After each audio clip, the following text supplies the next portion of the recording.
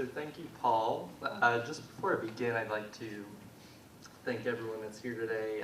Big thank you to Mary Beth Anderson for coming on very short notice. It's much appreciated. Ms. Caitlin Bell Barnett, thank you so much for coming. This event really required a lot of collaboration, so it's awesome to see it all come together. Paul here, the Center for International Human Rights. It's really exciting.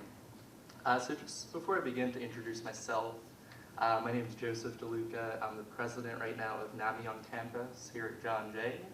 Among many other things, we work to destigmatize mental illness on campus, advocate mental health awareness by doing events like these. We do a lot of tabling, kind of letting the student body know that we're here, and also hopefully acting as a liaison to mental health services both on campus and in the community. And just another quick shout out to Paul. A big thanks over the last couple of months in becoming a NAMI on campus club. Him and the rest of NAMI have been very helpful and accommodating and really helping this come together. I know I've got a lot of shout outs, but just one more. One other person I wanted to mention was Gina, we have here. She's actually working on a project right now. It is an experimental short film on depression and mental illness. And there's actually a campaign going on to fundraise money for this. It's through the Indiegogo website. You can find this at indiegogo.com. And when you go on that website, you can search dark/light. We just wanted to say any contribution, even $1, go ahead more, anything really helps for this project. And again, Gina's up here if you ever want to speak with her. Yeah, I'd be happy to talk to DM. folks after this, yeah. Thank you so much. And we're going to be here next year in this forum in April with the film. So Yes. come back to that event. Yes, another great We event need to too. make it first, though. We're getting there. Thank you so much. Sure. And then just a little more in terms of myself before I throw it on to Amalia. Again, I'm a current student here in the BA/MA program. I'm finishing my master's in forensic psychology. Very passionate about mental illness awareness, reducing the stigma on campus. And again, can't say it much. Thank you so much for everyone being here today.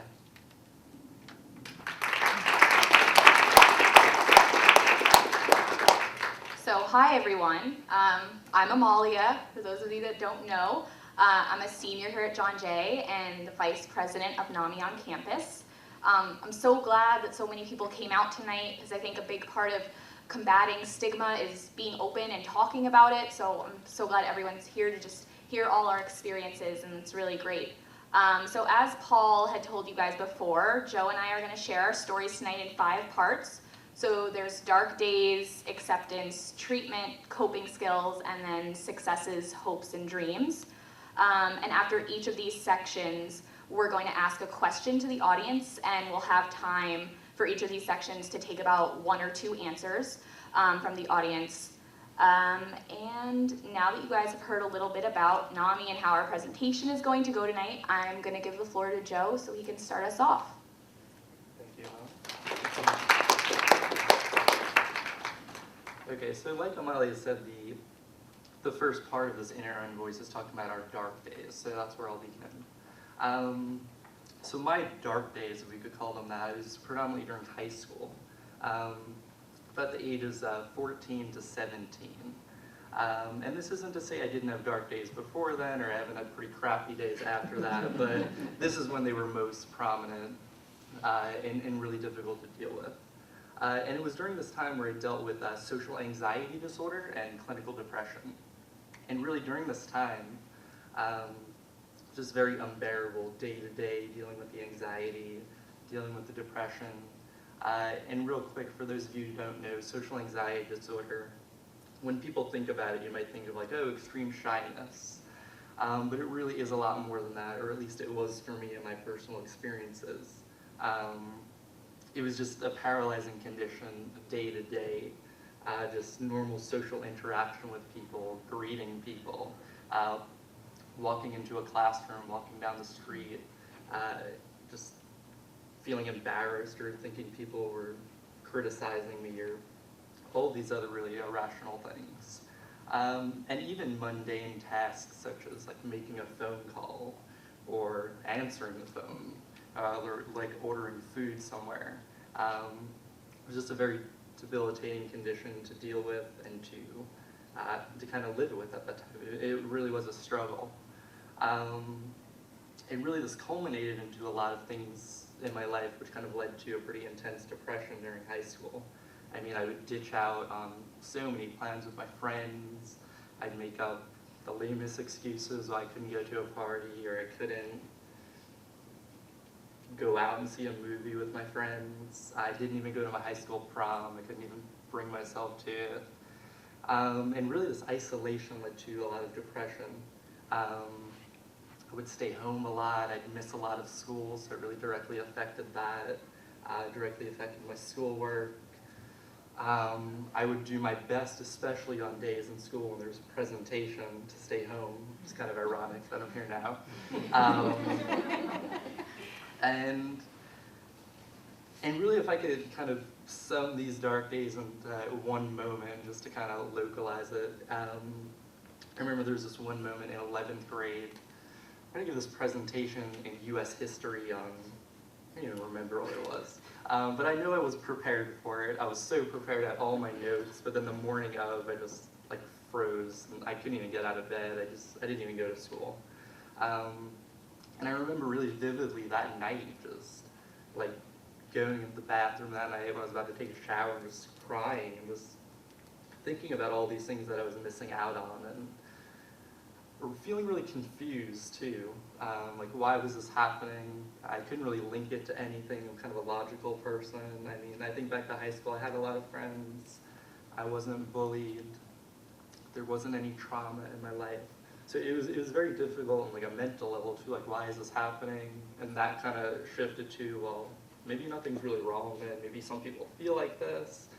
And I think that's really indicative too of a theme of the larger picture of how I was able to hide it, like in the bathroom, I was able to hide it in certain settings, and kind of keep this brave face outside and kind of hang out in the background so people didn't really notice what was going on. And yeah, just adding to this, it was just that struggle to not really know what was going on, who to speak up to. Would I look crazy if I speaked up? Like, is this normal? And I think this constant thinking of questioning and not really seeking treatment, I think that really propelled and made worse my depression and anxiety. Okay, so in 7th grade, I was diagnosed with moderate depression and generalized anxiety disorder. So one day after school, I had dance class, and I was just going through the motions of what I was supposed to be doing in class, and all of a sudden, I just felt like I couldn't breathe. My hands became cold and tingly, and the more I focused on these unpleasant sensations, the more shallow my breaths seemed to get. I got dizzy, and my heart felt like it was going to come out of my chest. And I just had this overwhelming sensation that my throat was closing up and I was going to die. I asked to leave class early and went to a neighbor's house to wait for my mom to pick me up. And I think this is common with a lot of people when they suffer from panic attacks, which is what I just experienced. When they have it for the first time, they think something's got to be physically off with me. I never thought that it could be the result of a mental illness, but I was wrong. I just experienced my first panic attack.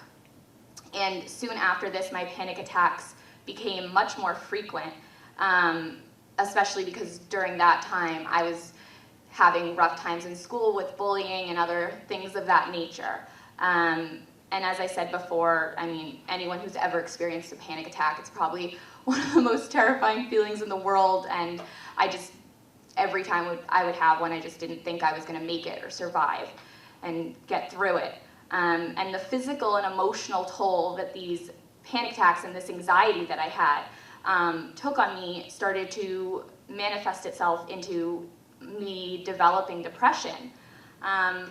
And I was always agitated every day, and every day was an effort just to get through with the constant anxiety and not knowing when you're going to have a panic attack, and that definitely takes a huge toll on your psyche. And I felt like an outcast, and that I might never recover from this disorder and this disease that I didn't even fully know about. And I was just very much trapped inside my own head. So now we want to turn, for this first section for Dark Days, we want to turn a question to the audience. So we want to know, what do you guys feel like it's like to be around someone who's really anxious or sad or depressed? What is that like as a peer or friend experiencing that?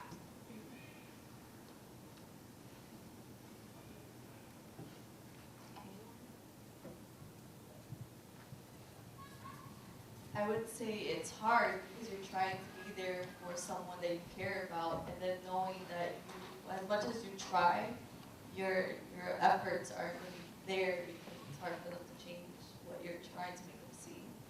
So I would say it would be difficult. Thank you.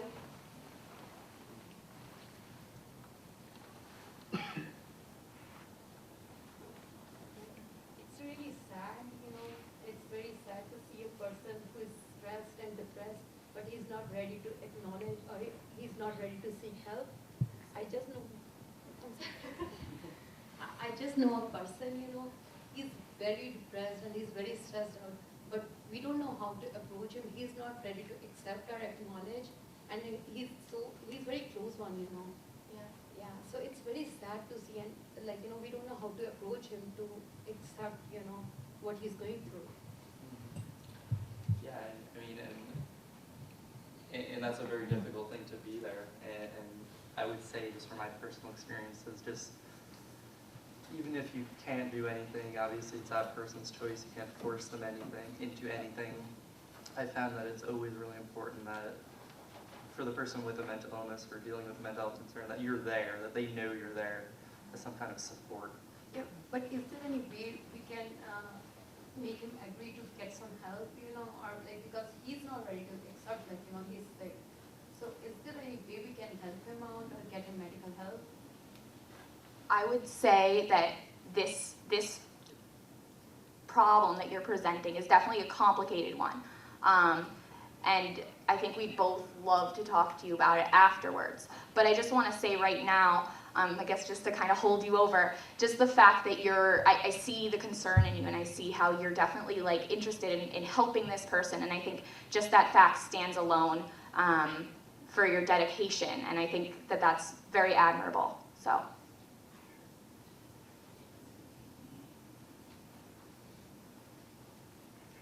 So, I want to say that basically being around a person who does have a mental illness, it can bring you down as well, because it is very upsetting. I've had friends who had multiple personality. I have friends who were really depressed, and being around them kind of broke my heart. Not only because they're upset, but because I felt helpless. I felt like I can't help them. So I think this is why I became a psychologist. Well, not became, but I want to become, a psychologist. And also because I went through a lot of depression. I was suicidal. So being around people, they can judge a lot. And I feel like if they give a handout to people, people are more likely to want to get the help. And I feel like that's why a lot of people don't get the help, because of the stigma that is put on a lot of people. But I do feel that being around people just makes me feel helpless, not just upset, just helpless. Yeah, and thank you so much for sharing that. I mean, it's a very sticky issue, and I don't think we're really in a position to offer personal advice, but I mean, again, just be there as a support. And just to echo what you said, I mean, when I was going through these phases of feeling depressed and being really irritable, I mean, I wasn't a fun person to be around too. I mean, and I think it really shows you a lot when those people do stick by your side, even in those really bad times. So I think we have time for one more for this. And I think it's important just to have a person there to talk to also. Because I did almost suffer from depression in high school. And I used to always go to my counselor, and she was like, why are you still, she didn't really understand.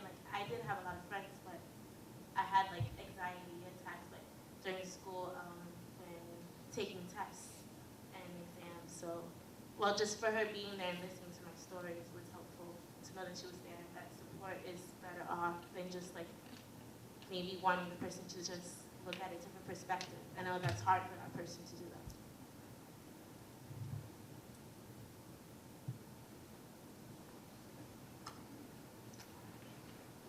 Okay, so we'll now move on to the next part of this presentation, and this one is labeled acceptance. So we kind of talk about our own acceptance of mental illness and mental health concerns, what that means to us personally, what we've done, and how we feel about it.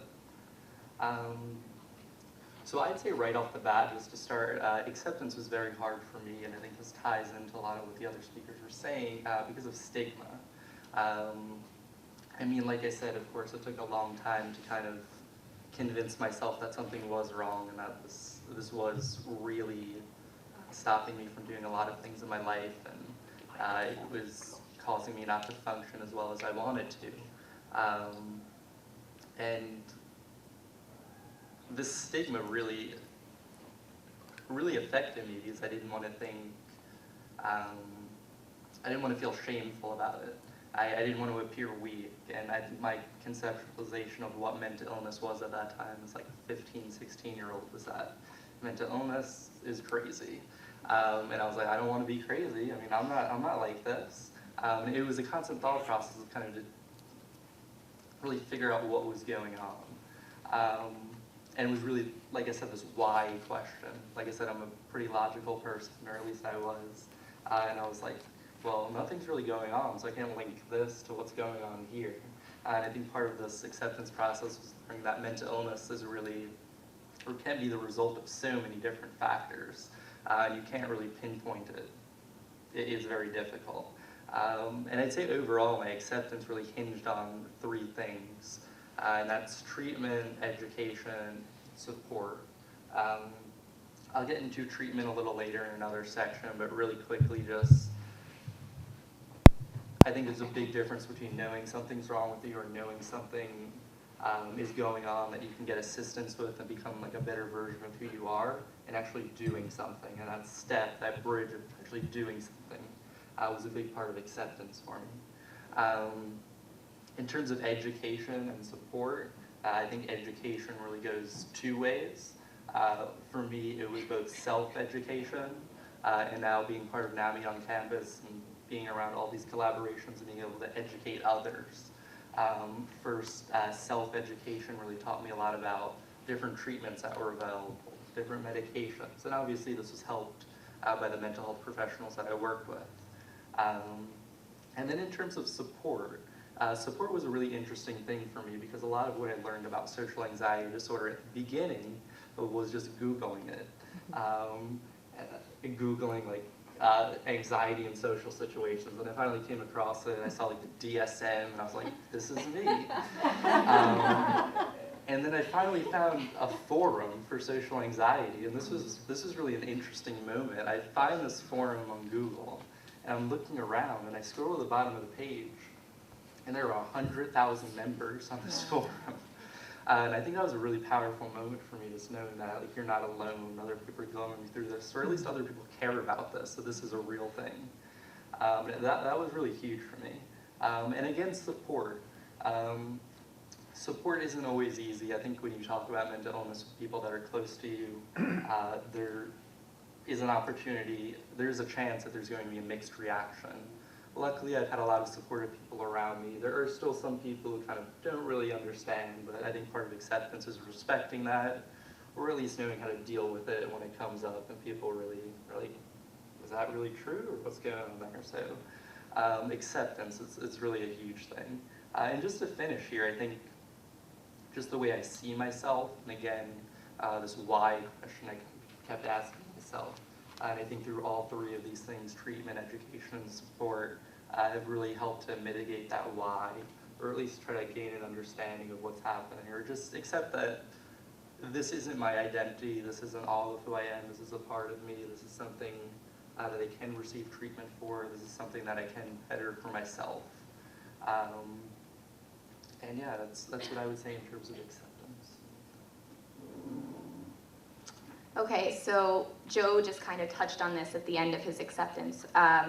But to me, acceptance was always about being at peace with my diagnosis and knowing that my mental illness is a part of me, but that it doesn't have to be who I am. So at first, I was terrified as to what admitting that I had this mental illness would mean for me as a person.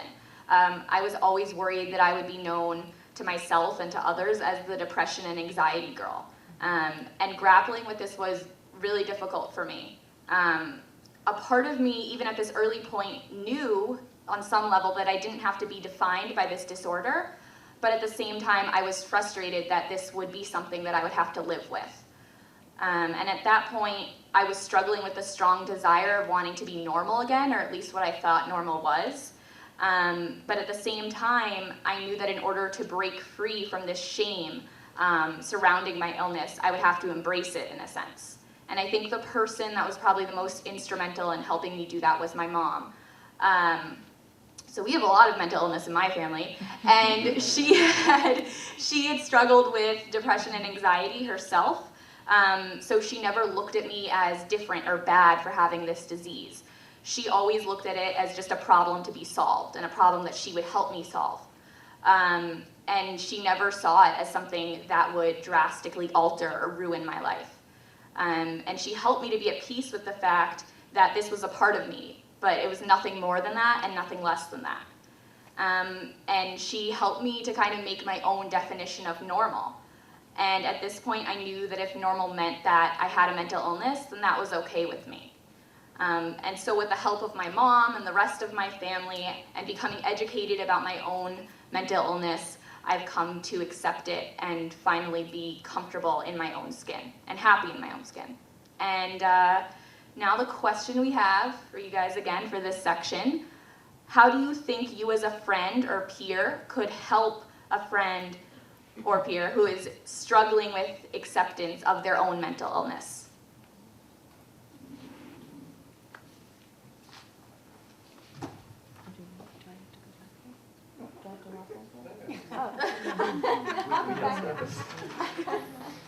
Thank you.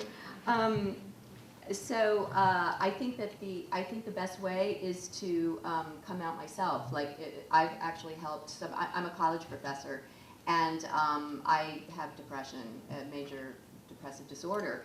And one of the reasons why you guys, and I told you this already, I so admire you, is that you're kids and you're going public with this. And I think that takes a lot of courage. And I did not have that courage. And I did not have that courage as an adult until I got tenure. So, my colleagues did. So your stories were so painful for me to listen to because I've seen that and experienced some of that discrimination. And but I think that what you guys are doing here tonight is tremendous. And one of the things I've noticed when I've told my own students who come see me, and they're very troubled, and I send them to the Health and Wellness Center, and I have had responses talking about stigma of, oh, I'm not crazy. And I've said, and one of the ways to help people accept themselves is to be an example yourself. And I've said, well, I have depressive disorder, and counselors have really helped me. I think that, you might want to give it a shot. So to be open about your own struggles, like you guys are all doing tonight, is amazing, and I just really applaud you for it. Whoops. I'm good at this. Anyway, yeah. Thank you. Okay, hi, good night. Good evening. My best friend, she suffers from depression herself, and she has been suicidal several times, and what I have been helpful, in my opinion, is that I try to stay positive and strong, like you said, and actually assure her that she's not alone, and that you can hear me? Yeah. And that there are actually other people in a worse situation than they are, and that things are not as bad as she sees them, and I am, happy to be there twice and be able to help her out of it. To the point that, she's an officer, so that's really a scary situation. And I still try to wait for things and help her to reassure her that that is not the end of the world. But she still don't want to accept it, doesn't want to seek help either. So as a friend, it's hard. Just because I'm not a professional, but from reading and Googling things, that's how I'll be able to manage to help my friend out for the past 10 years. Thank you.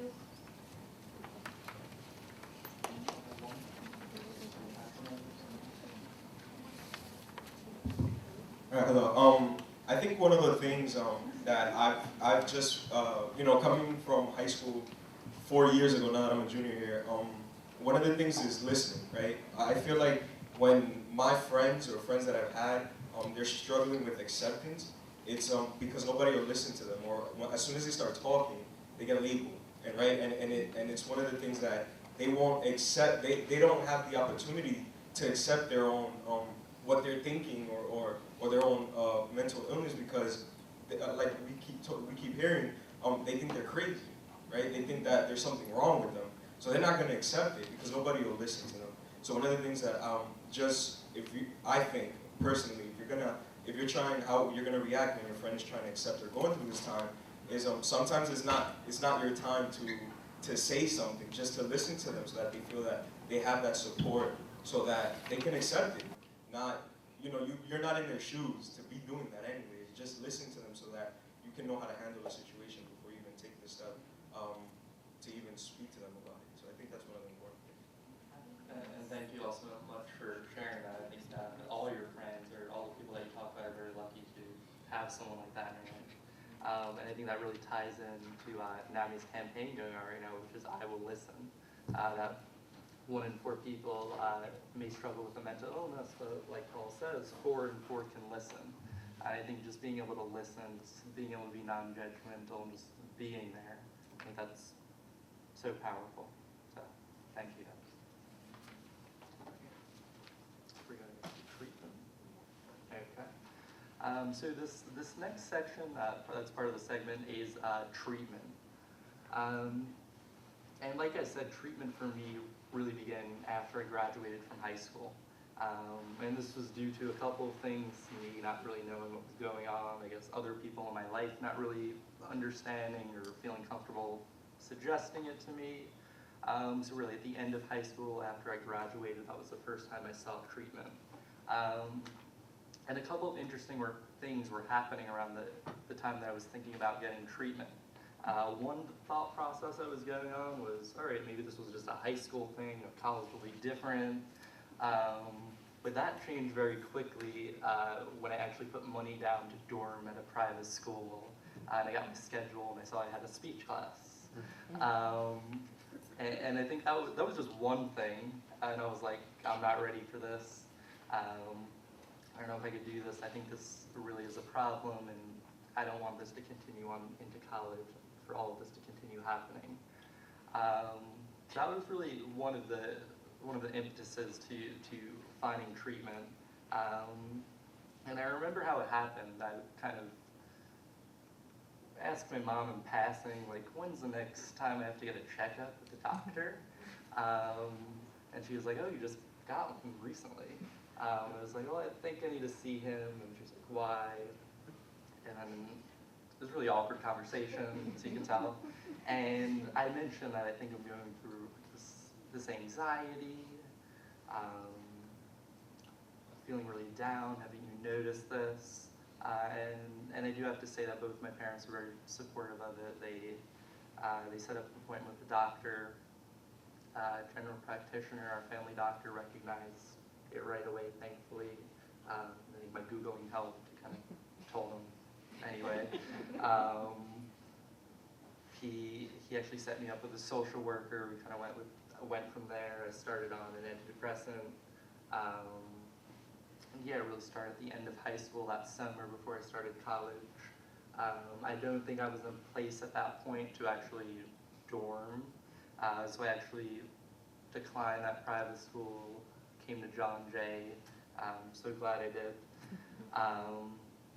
And just to talk about the treatment more specifically, it really has been a journey, because I don't know how many of you know, but kind of finding the right medication sometimes can be an experiment. Just finding the right medication that fits with your biology, finding one that doesn't give a lot of side effects. And I did eventually find one that was working pretty well. It kind of lessened my depressive symptoms. I felt less anxious in certain situations. And I think the therapy that I was part of really helped to adjust my thinking and really see things in a different light, which was extremely helpful.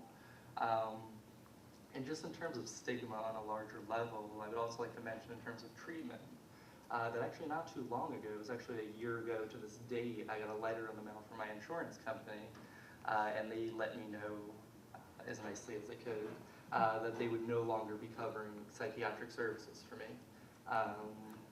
So I had to switch off the medication I was on, that I was doing pretty well on, switch to a different one, and I kind of went through a bad phase at that point. I eventually got another one that kind of kept me stable, and I was doing better on it, and thankfully I am now.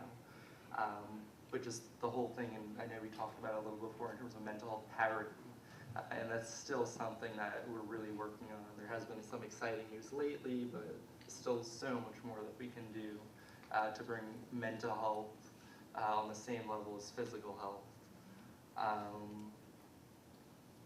And really, again, just to finish off on treatment, I really have to thank the mental health professionals that I've worked with. There have been some really great ones who kind of just put everything out there for me, let me know the different treatment options, the medications, what I can expect, what could happen. I think that really put me in control, able to pick, kind of pick the best treatment for me and kind of go from there. And so that's my treatment story. Okay, so in terms of treatment for myself, at first I was very hesitant about receiving any type of treatment for my mental illness. Even though at that point in my life, I had accepted the fact that I had this mental illness, I was still wary about what treatment would entail. I had no idea what to expect, and that's a very scary feeling.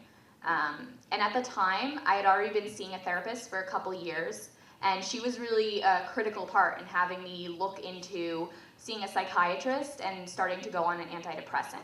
And I did this with the help of my family and the support of my family. And I found that my personal combination of going to therapy and taking medication worked really well for me. But this doesn't mean that the decision was an easy one to make. When the suggestion from my therapist at the time of medication was first brought up to me, it was really scary. I had heard that psychiatric medication can alter like your whole personality or make you like a zombie. But at that moment, I looked back on how this disorder that I had made me a completely different person, but in a very negative way. And I decided that any of those kind of horror stories that I had heard about medication were worth the risk for me to take. And luckily, these negative side effects that I had heard of never happened with me, and I've actually feel like I've been really blessed in the fact that I really have very minimal, besides getting tired, you know, every now and then from the antidepressant I take, I have very minimal side effects with my medication. And I can fix the minimal ones I do have, or I've been able to fix them by just adjusting my dosage as myself and my psychiatrist see fit. And my antidepressant really got me to the state of mind I needed to be in order to face the obstacles that I had in front of me. And this treatment plan got me back to being me. I started on a small dose of an antidepressant and was slowly moved up as my doctor felt was right for me and what I felt was right for me. And today I go to psychotherapy twice a week with a different therapist. To continue working on myself and recognizing what I need to feel, to have that feeling of being comfortable with who I am as a person. And psychotherapy, at least up to this point in my life, I feel like has been the best option for me, and it's been rewarding in a lot of ways. It gives me the opportunity to really explore my thoughts, feelings, beliefs, and behaviors. And I've been lucky in my life to really get to work with great therapists that I feel like I have a good connection with, and I think going into therapy for the first time is really scary for anyone, no matter what you're going there for. And I definitely didn't spill my guts to my therapist the very first session, or even the second one or the third one. But as you kind of build up that trust with this person, you feel like you can disclose more, and I started to talk more and more about my personal experiences, and I was lucky enough to have therapists that were great at handling all of the problems I face and all of the good things I face and all of the bad things I face, and that really helped to build trust between us. And I became more trusting of them and more trusting of the treatment, and I was able to go on in this way. So now the question we have for you guys is, what elements do you personally feel make up an effective treatment plan?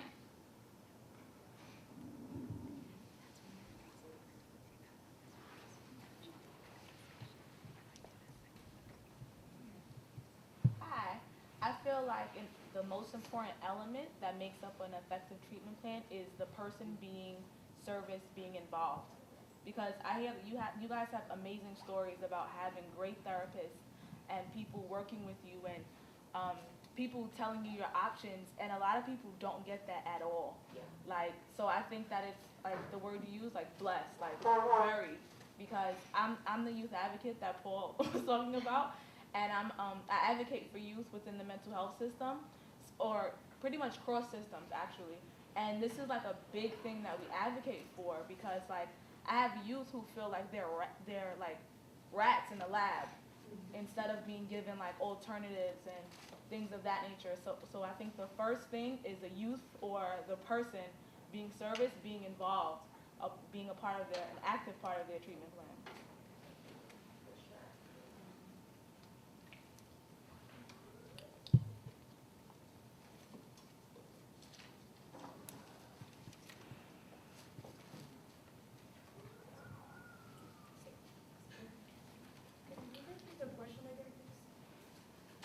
Yeah, what elements do you feel make up an effective treatment plan?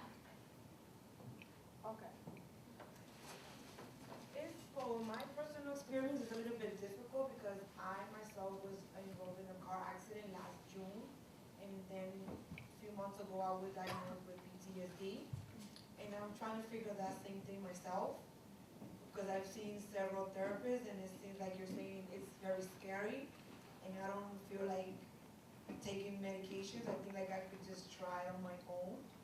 And I actually started taking some antidepressants because I was very scared about like, oh my God, I'm like I'm an addict, and I don't know. And I was just very scared of the fact of using medication. So the antidepressants, yes, they are helping, but then again, the side effect is very overwhelming. Meaning that I'm a student, a graduate student, and I'm a mother of two, single mother of two. It's like I feel like I'm fighting a battle on a daily basis.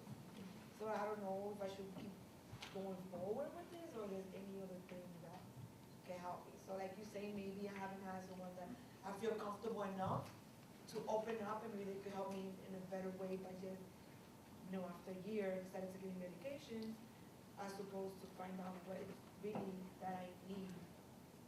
So I think one good thing is having a good, practitioner be by your side. Yeah. And thank you both for sharing that. I would say from my personal experience at least, it's very unique to the person, what kind of treatment you need. But I think, as was echoed over here, that just having the options and having that control, or being able to weigh the different options and feel like you're in that decision, I think is so important. So thank you both. Okay, so the next section is on coping skills, and I'll kind of start with my story here, and that's beyond the therapy and the medication that I've used on and off, and do currently use and see a therapist. There are many other things that I've used to cope with my mental illness, cope with mental health problems, and just to name a couple, I think for me, exercise is been great, kind of gets the endorphins going, reduces some stress. Meditation, as difficult as it is, just trying to do that from time to time, or just having some own time to myself and just kind of reflecting. And tying into that, one thing that really helps me out is journaling. For me, I feel like putting my thoughts down on paper, I'm able to put it in some kind of tangible form. It's down somewhere, I'm able to reflect on it. I don't have to think about it, it's there, I can look at it. So that has really helped as well. And also in terms of coping, this kind of ties into what I talked about before, and that's kind of education. I really believe being involved at John Jay and taking different courses and kind of getting involved in these intellectual discussions and being able to talk with people about it, share my ideas, listen to other ideas. That's been a really powerful thing for me. And lastly, in terms of coping, this again goes hand in hand with that support system. Having people around you who are comfortable to say like, oh, you're looking a little stressed out, maybe you should calm down a little bit, or you're looking a little anxious there. Just people around you that can be supportive and that can be comfortable enough to say that to you. And then I think also helping to run this campus, this club rather, on campus, National Alliance of Mental Illness on Campus, our club here, and being able to kind of share this knowledge with other people and raise mental health awareness and destigmatize mental illness. I think this has all helped in terms of coping for me. Okay, so in terms of coping for me, I would say I cope by first and foremost utilizing my family and friends when I need support of any kind. Whether it has to deal with my mental illness or not, I find that just being able to talk to someone that's going to non-judgmentally listen to you is a very cathartic experience. And knowing that I have all these options of someone to talk to is comforting. It helps to remind me that I'm not alone. And I think also one positive thing, and probably something that I'm thankful of for having depression and anxiety, would be that I'm hyper aware of what specifically causes me to become stressed out. And I use this skill to know what my limit is in terms of the responsibilities and other obligations I take on, some of which can be stress-inducing or anxiety-inducing. And I also find in terms of stress that doing at least one small relaxing thing a day helps me to feel more at peace within myself. And as counterintuitive as it may seem for someone with an anxiety disorder, I really love scary movies a lot. I talk to them about with Joe all the time. He wants me to stop, but I'm not going to. He gets freaked out. Anyway, so watching scary movies I find to be relaxing because it's an escape, which is kind of all-encompassing. And it's impossible for me when I'm in the thick of it to kind of worry about any of my own problems. So I get to just escape, and because it's like, oh well, I have anxiety, but this girl's about to get her head chopped off. So I mean, you level it out. But most importantly, I realized not to sweat the small stuff. I realized that I'm not perfect, and this fact does not make me any less of a person. I think, in fact, this fact makes me a happier person and a more grounded person. And I also try to have a good sense of humor about my experience and even about myself in general. And doing this makes my hard times, when I do have them, a little bit easier and reminds me that even if I have a struggle, it's not the end of the world. So now the question for this section is, does anyone have any questions for either of us on coping skills?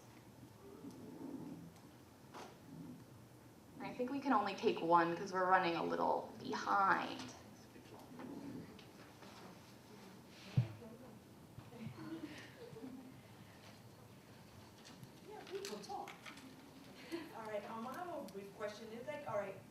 Organized, or I try to be. So after being diagnosed, I feel like I'm all over the place, like I don't have enough time to do anything like I used to before. So I'm really having a difficulty with my time management. Like I could put it in a calendar and I just forget that I put it on a calendar, and then what did I do this for? So like, and then obviously you can walk around with something in my hand reminding me every moment what is next. Like I almost forgot I was gonna come here, but I'm here. So glad you didn't forget. So yeah, and what advice and management, time management. Yeah, no, I can totally agree. Don't worry. Got you. Yeah. Well, I know that I write down things all the time in my little date book, and then I forget them. But and sometimes I remember them if I remember to look at my date book. So no, but I think that. This is, I guess, going to sound like kind of generic answer, and we can definitely talk about this more after the presentation because it's a complicated thing. But I think that everyone has their own way that's relative to them of how they can help with time management. And I think especially, even if you don't have a mental illness, time management is hard for everybody, everywhere. So I think it's just about finding something that works for you and that doesn't cause you undue stress, but at the same time keeps you on track. And I think it's hard, but I think it's just about finding that thing, and maybe that thing isn't writing in a date book, or maybe it is, or maybe it's something in between, but I think it's all about finding what works for you, if that answers your question. Excellent. So the next and actually last section is entitled, like Amalia said earlier, Successes, Hopes, and Dreams. So when thinking about this and when thinking about writing it, I kind of started out with learning to live with my illness has shown me a lot about my own resilience.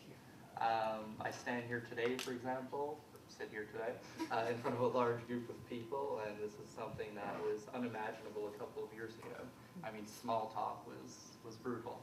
This is, I'm so glad that I was able to co-found NAMI on campus here and be able to kind of pay it forward and raise mental health awareness and let people know that these conditions are real, that treatment is available. And with this, I've got to meet so many awesome people, work with so many great people, and it has really been awesome. And just in terms of academics, I'm really proud to be continuing my education. My goal is to be a clinical psychologist. I'm hoping to start a PhD program next fall, fingers crossed. A lot of the research I'm doing right now is very relevant to what I'm passionate about, and that is mental illness stigma, serious mental illness, both as independent topics and together, as well as the criminalization of mental illness, and kind of how that plays a role in our criminal justice system. And it really feels so great to be able to dedicate myself to something that I'm so passionate about, advocating mental health awareness, just being involved in all of these activities.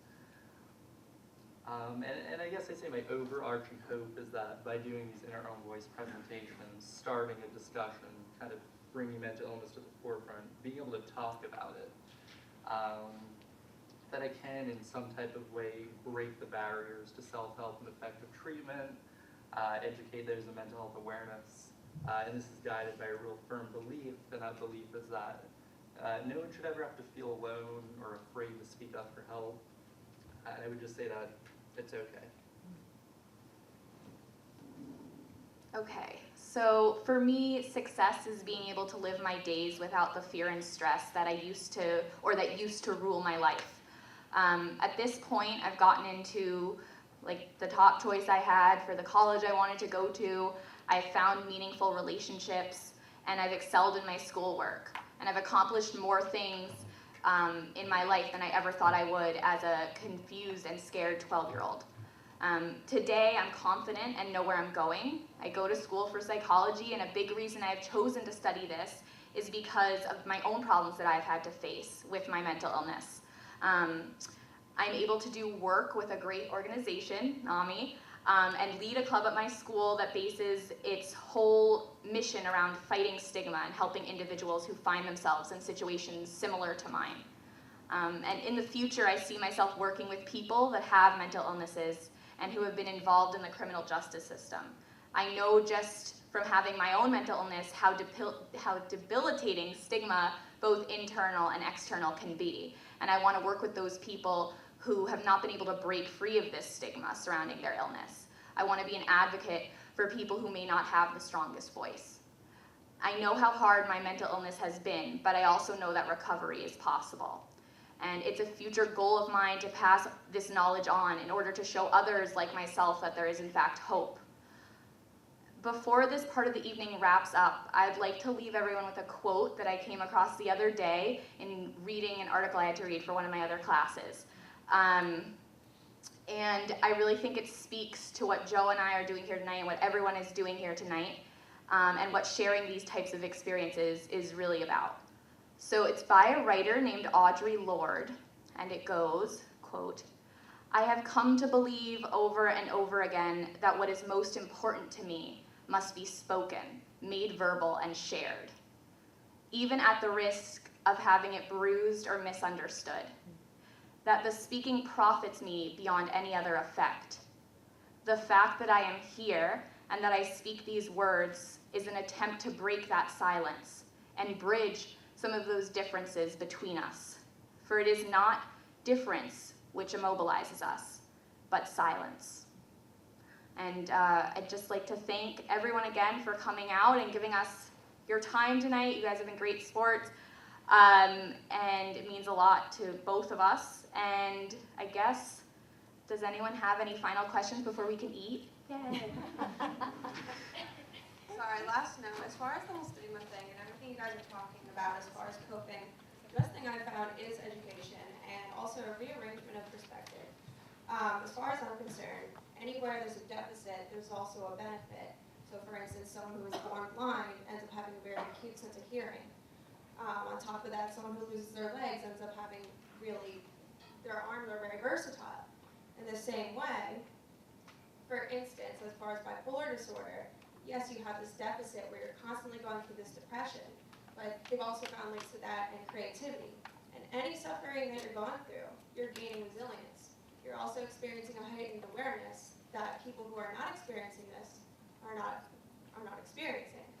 On top of that, it's likely that a lot of people who are doing psychology and going to school for psychology, I would imagine, although it is silent, a lot of them have experienced mental illness and pain. So as far as changing around the stigma, there are psychiatrists who are mentally healthy and are not mentally ill, in which case, God bless them, they are trying to help people like us. But by increasing the amount of people who are mentally ill in this field, I compare it to when one of my friends went through a death of someone in the family. And I didn't know what to say, because I haven't had to experience, thankfully, a death in my family since I was 6, and I didn't really remember that. But when someone is experiencing a depression, I do know what to say, because I know what people would say to me that make me feel better, and I know what they can do to make me feel better. So people like us getting to this and helping other people, I think we have the advantage in the sense that when people come to us in pain, just by having experienced it ourselves, we have the ability to put ourselves in that person's shoes. And for that reason, we have that advantage, and we can help them because we've been living in this, and we know what to say. So I think it's all a rearrangement of perspective, and educating myself on this, I learned that it's something that's part of you, and yes, but it is something that's part of you in an amazing way, not in a bad way. There's so much you can get from experiencing this suffering, and if you can rearrange your perspective in that way and know that yes, you have a deficit, but you also have something that people who do not experience this cannot experience this. And I think it's important that we utilize that to help other people that are like us. Have you ever considered being an inner voice speaker? Just saying, because that was amazing. Thank you. I was going to say that what you're highlighting is the peer movement. I mean, if you look at the mental health system, there's many, many decades of oppression of people being told who they are, being forced to do things, and luckily within the system, there's now peer specialist positions where people who live a life of recovery can actually work within the system to promote change and advocate for people. There's still a lot of work to be done because some of these positions they're finding are more like just put in because they're put in and they're not actually being given the voice that they should be given, but it's a whole movement, and if anyone wants to look up, or just research the peer movement, it's really more than important. It's crucial. So I want to thank Joseph and Amalia for sharing your amazing stories with such openness and courage, and I really admire you for doing this and for standing up here, and also all of you who shared your personal little moments that related to mental illness. I also want to thank the rest of our guest speakers, Mary Beth and Caitlin and Paul. Thank you so much for being here tonight. We really appreciate this. And there is a full course meal waiting for you in the back since we kept you so late. But before we do that, we also have a raffle ticket. Everybody, I think, got raffles when you walked in tonight, so we are giving away, actually, Caitlin is giving away a copy of her book. We only have one raffle winner. The rest of you, if you're interested in her book, she has brought copies, and they will be available for sale up here while we mingle and eat. So will you do the honors of selecting the winner of our raffle tonight? Get your raffle tickets out. Let's check those numbers. Okay, so it is 759284. Anybody have that number? Anybody have that? Yes, we have a winner in the back.